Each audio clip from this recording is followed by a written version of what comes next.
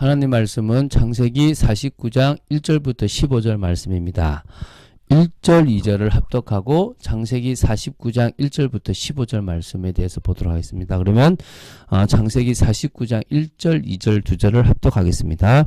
야곱이 그 아들들을 불러 이르되 너희는 모이라. 너희가 후일에 당할 일을 내가 너희에게 이르리라. 너희는 모여들어라. 야곱의 아들들아 너희 아버지 이스라엘에게 들을지어다. 아멘. 자, 이제 임종을 앞둔 야곱이 자신들의 12 아들들에게 예언적 축복을 하고 있습니다. 그 내용들을 지금 우리가 나누게 될 것인데, 좀 이렇게 사람들이 많잖아요. 그래서 이틀에 걸쳐서, 오늘과 내일 이틀에 걸쳐서 이 내용을 보도록 하겠습니다. 이 야곱의 12 아들은 장차 이스라엘 나라의 12지파를 이룰 근간이 됩니다. 야곱은 자신의 12 아들 각각에게 예언적 축복을 할 때 앞으로 이스라엘 각 지파를 향한 하나님의 계획과 또 섭리와 그 뜻을 이렇게 하나님에게서 받아서 아마 이렇게 이 예언적 축복을 하고 있다고 보시면 됩니다. 특히 12 아들에 대한 야곱의 예언이 각자의 행위를 근거로 주어졌다는 부분도 있습니다. 그러니까 르우벤의 행동, 과거의 행동, 시므온과 레위의 행동에 따라서 나온 것들이 있거든요. 그래서 하나님 주시는 복과 저주가 사람의 행위와 무관하지 않다는 것들을 우리는 알아야 됩니다. 그것이 물론 구원과는 관계가 없을 수 있겠지만 그들의 삶이, 그들이 살아왔던 삶이 또 그들의 미래가 되는 부분들은 있습니다. 그 중에서 오늘 보게 될 창세기 49장 1절부터 15절은 야곱의 12 아들들 중에서 레아를 통해서 태어났던 6 아들들에 대한 예언적 축복을 보려고 합니다. 그것을 보면서 우리가 또 중요한 것들을 나누게 되기를 바랍니다. 자, 그래서 먼저 보게 될 게 이제 1절, 2절에 보면 누구냐면 야곱의 첫째 아들인 르우벤에 대해서 보도록 하겠습니다. 먼저 1, 2절은요, 얼마 남지 않았기 때문에 아들들을 불러서 후일에 당할 일을 알리기 위한 예언의 축복을 지금 합니다. 너희는 모여 들어라. 야곱의 아들들아 너희 아버지 이스라엘에게 들을지어다라고 증가합니다. 단순히 일어날 어떤 개인적인 미래의 일이 아닙니다. 바로 이스라엘이라는 나라와 영원한 나라에 대한 어떤 예언적 축복이라고 보시면 됩니다. 사람의 운명은요, 우연에 의해서 결정되어지는 것도 아니고 어떤 주술적인 방법에 의해서 바뀌는 것도 사실은 아닙니다. 오직 하나님의 주권적인 섭리와 역사 속에서 사람이 하나님 앞에 행한 대로 그 보응을 받게 되는 부분들이 있습니다. 그래서 사람들은 자신의 장래 운명에 대해서 알기를 소원하고 거기에 지대한 관심을 갖지만요. 그러나 우리가 관심을 가져야 될 것은 장래 운명에 대한 것을 아는 것이 아니라 하나님 앞에서 어떻게 하면 바로 행할 것인가에 대한 부분들을 보고 인도받으면 될 줄로 믿습니다. 자, 그러면은 먼저 3절, 4절 보도록 하겠습니다. 여기 보면은 이제 르우벤에 대한, 장자 르우벤에 대한 예언이 나옵니다. 여기 보면 이렇게 나옵니다.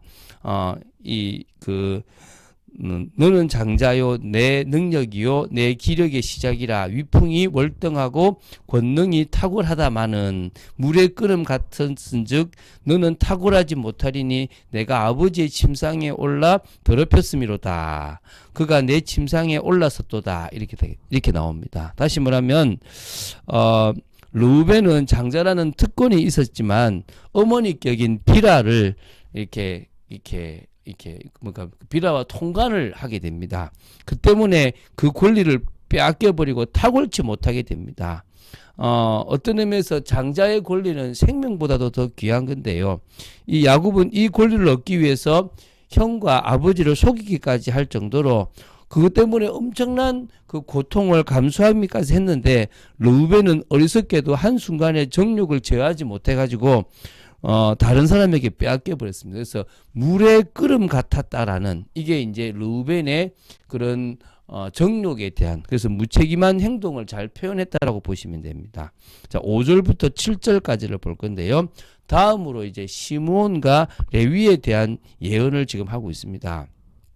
자, 이 시므온과 레위에 대한 야곱의 예언은 한결같이 이렇게 저주로 일관되고 있는 모습들을 보입니다. 그런데 시므온과 레위가 이처럼 야곱으로부터 저주를 받은 것은 이 세겜 사건 때문에 이렇게 이런 저주를 일관성 있게 받게 됩니다. 그들의 칼은 폭력의 도구로다. 내 호나 그들의 모의와 상관하지 말지어다. 내 영광아 그들의 집회에 참여하지 말지어다. 그들이 그들의 분노대로 사람을 죽이고 그들의 혈기대로 소의 발목 힘줄을 끊었도다. 막 이렇게 지금 나옵니다. 그래서 어떤 의미에서 아시지 않습니까? 누이 동생 디나가 세겜 주장에게 강간을 당한 것을 복수하려고 세겜 족속의 남자들을 할례를 받게 한 후에 몰살시켜 버렸습니다. 그래서 이것을 복수 행위로 규정하고요. 그래서 그들의 저주가 그들에게 임할 것이다라고, 하나님의 저주가 그들에게 임할 거다라고 이야기를 하는 겁니다. 이 두 아들의 공통된 특징은요, 이스라엘 지파 중에서 이스라엘에서 흩어져 살게 된다는 것입니다. 그래서 이게 성취되어서 시므온 지파도 모세의 마지막 축복에서도 빠졌고 독자적으로 가나안 땅을 분배받지도 못했던 부분이 나오고요. 레위 지파 역시도 기업을 분배받지 못하고 이스라엘 중에 흩어져 살아야만 했습니다. 그러나 레위 지파와 시므온 지파는요, 이스라엘 중에서 흩어져 산다는 것은 같은 운명이지만 성격이 좀 달랐습니다.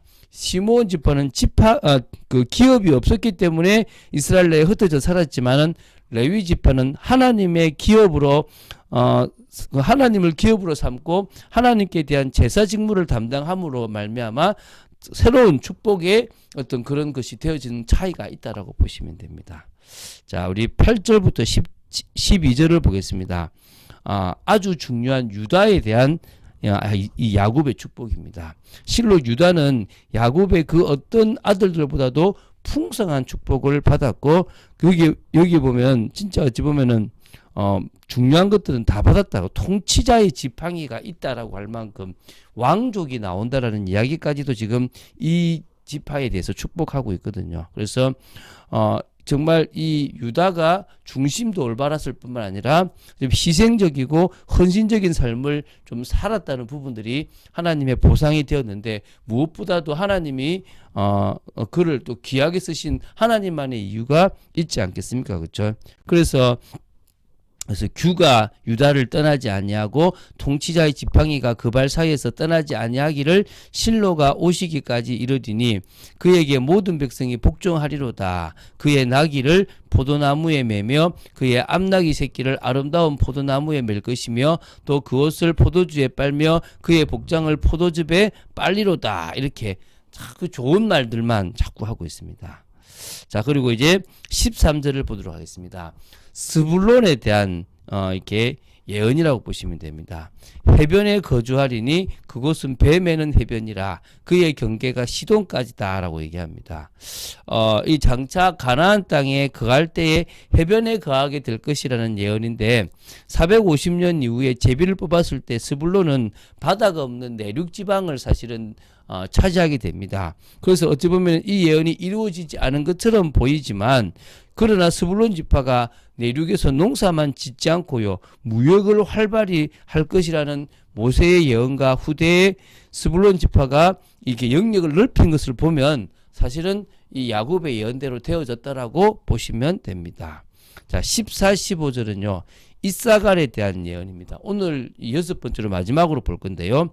나귀라는 말이 암시하듯이요, 나귀는 막 진취적이거나 공격적이지 않습니다. 수동적이고 우직하기만 하여서 두각을 나타내지 못할 거라는 부분이거든요. 그래서 야곱은 그의 진취적이지 못한 성격을 심한 말로 책망하고 있는 것입니다. 동시에 이러한 책망은 이스라엘 개인뿐 아니라 정말 그에게서 나올 모든 자손들을 향한 예언의 성격도 있습니다. 성실하기도 하고 지혜로운 부분도 있지만 지배 계층보다는 비지배 계층으로서 많은 납세와 고역에 이제 시달려야 되는 부분들까지도 있다는 것입니다.